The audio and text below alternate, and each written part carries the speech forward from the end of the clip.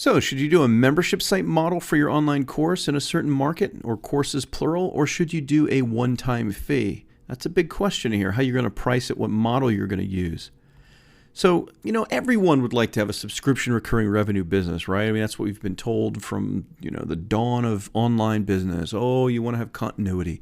You want to be billing the same customers every month. Well, yeah, that's all and well great, but for certain markets and products, it doesn't always apply and doesn't work very well. And it's no exception that that's the case with online courses. Certain online courses you're not going to get people to pay you a monthly fee for, and they won't sell very well.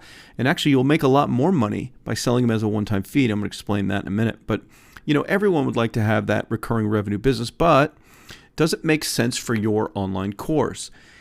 If your niche has a lot of information or it has information that's changing frequently, where you're updating it a lot, then it might be priced as a membership model where you're selling access to the Awesome Knitting membership site at $19.95 a month.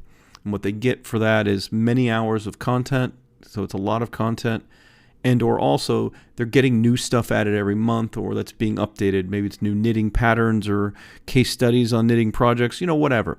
But that's the exception to being able to do it as a membership recurring model. Either there's a lot of information or it's information that's changing and it's being updated regularly. Now, I've worked with clients that have built massive $10 million per year plus single membership sites in single markets using a course label model where they're hiring work for hire talent to make all the content in that membership site and updating it every month. In fact, I know one client, I won't say what the market is, but they have thousands of short video lessons that have been created over a few years by multiple instructors and teachers for their market.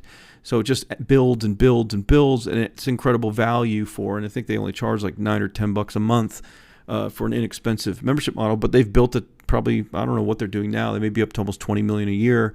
They've built a huge business in that market. So you either got to have a lot of information, like a lot of different individual courses, or a lot of hours of content. Lynda.com is a great example. They charge like $25 a month, but they have thousands of courses that you get for $25, and they're continuously adding new ones. It's like Netflix. It's like you get all the movies and stuff that are in their main catalog, and they're going to be adding more content every month, new movies and things for you to watch, TV series, whatever, for your membership site price that you get every month. So membership models can be a challenge because you really got to deliver a lot of value, and they're harder to sell. It's harder to get someone to pay $20 a month knowing they're going to get, their credit card's going to keep getting dinged, they're going to keep getting rebilled, than it is selling something for a one-time fee where they know, okay, I'm just paying for this and that's that. So you do have some considerations there about the membership site model, whether you should do it or not. Now, a note, monthly fees don't always make more money. This is a myth. It depends on the stick rate, which means what the average amount of months someone will pay, actually pay before they quit, versus the conversion of the one-time fee alternative. For example, let's say you're selling some kind of cooking membership site and you charge $20 a month, and you find that the average customer stays 4 months. So you're going to collect on average from each person $80. Well, let's say you have a series of online cooking little courses that you sell for $25 each, and the average customer buys 5 different courses, or a total of $125. That $125 in total spend is more than the $80 total collected from the membership site model for the same content, like if you had those 5 courses in the membership site. So it doesn't always mean you'll make more money if you go with monthly fees, because people quit. Just because you sell someone something where they're getting billed every month, people quit, and they quit every month. You have people quit in that business and in that model.